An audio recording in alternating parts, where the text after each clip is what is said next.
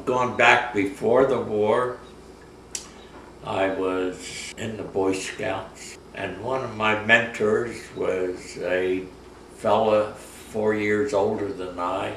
We served newspapers together, played in the drum corps, and he was my patrol leader in the Boy Scouts. His name was Joe Hidorf from Collingswood also. Obtained a appointment to Annapolis Naval Academy.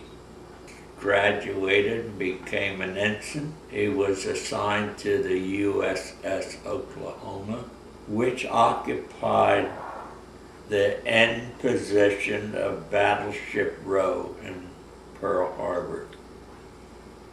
Now, at the time of the Japanese attack, another close friend was Walter Simon, and Walt was stationed on the Arizona, and Joe at the end was on the Oklahoma. Unbeknownst to me, the Japanese attack, they did not release immediately the names of those that were lost. And I continued working as a tool and die maker, and I also went to college studying engineering. And when I found out that Joe and Walt were both lost, that was it. I just quit my job, quit school, applied and went over to Philadelphia and joined the Navy. So after training, boot camp, I was sent to aviation machinist mate school in Jacksonville, Florida, into the A&R, Assembly and Repair Shops. Went in there and the chief came up to me and he said, "Who's Hume?" And I said, he said, "You come with me," and walked over to the machine shop there. And he said, "Here's this man and here's his background." And his name was Lester English. And he said, "Thank God." He said, "You've had this experience." And he said, "Can you operate any of this equipment?" I said, I looked around, I said, "I can operate any of them." One operation, I had been in there for a while. My boss came out and he said, "This is a very important function here that we have to do." He said, "Do you think you can do it?" He said, "They can do the new ones at the factory," but he says, "There's hundreds of planes out there that they want these changes." So I looked and I said, "Yeah." So you put that big nose cone on a lathe and you had to offset,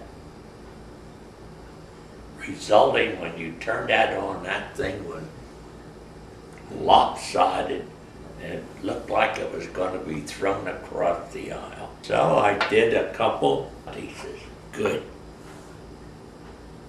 So I said, "Well, is there anybody else that can do this?" He said, "No." That started the fun. 2 days later, Mr. English said, "Would you want to go up to the office? They want to talk to you." I went up there. Here's that admiral and a captain. And the gist of it was there were planes out in the fleet that needed that change. And they said, "Now, this is a quiet thing. We cannot allow the Japanese or the Germans to find out what we're doing to grade the planes." Prior to this, the Wildcats, which was the first fighter, took an awful beating from the Zeros. Wildcats all had to be upgraded. And they said, "You're going to be put on temporary detached duty. You'll be gone from this base, but you will be at this base." Do you understand? Yeah. They sent me, flew me on a PBY 26 hours. Fortunately, it had a bunk on it, and you machine gun the water for practice. I first went out there with my gear and the tools and some blueprints from San Diego out to Pearl, from Pearl on out to either a carrier or land-based. Kwajalein, Philippines, Saipan, Iwo Jima, Okinawa. They ran into a very serious problem. Many parts in the engine and fuel lines and hydraulic lines were severely damaged. So here I am, desperate for parts that were 12,000 miles away. We want volunteers to go ashore. Now the Marines have cleared this section of the island, but we have 3-4 planes down. So you go ashore and you have your kits. And I usually had 4 to 6 guys. We'd get to a plane and strip it as fast as we could. Any parts that weren't damaged, get them back, because every carrier had a list of stuff that they had to replace. One time we were working on a plane and one of my guys said, "Hey Hume, look at that."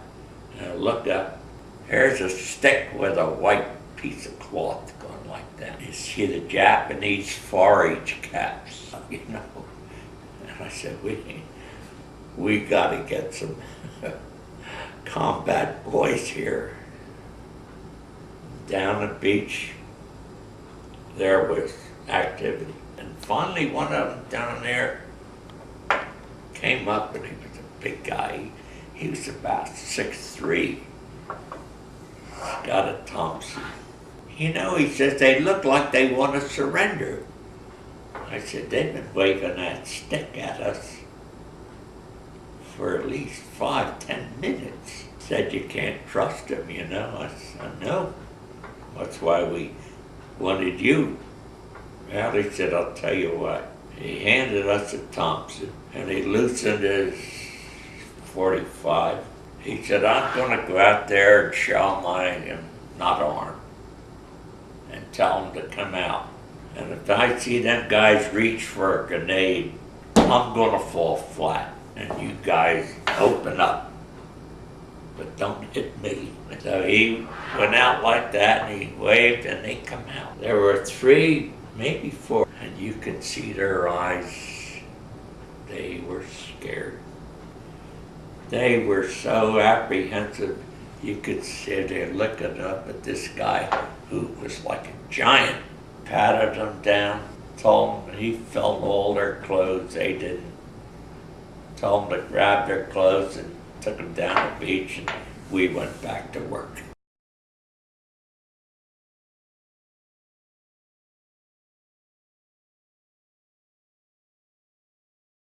So I got thinking, here's the last flag right on the beach at the end of our state here in South Jersey.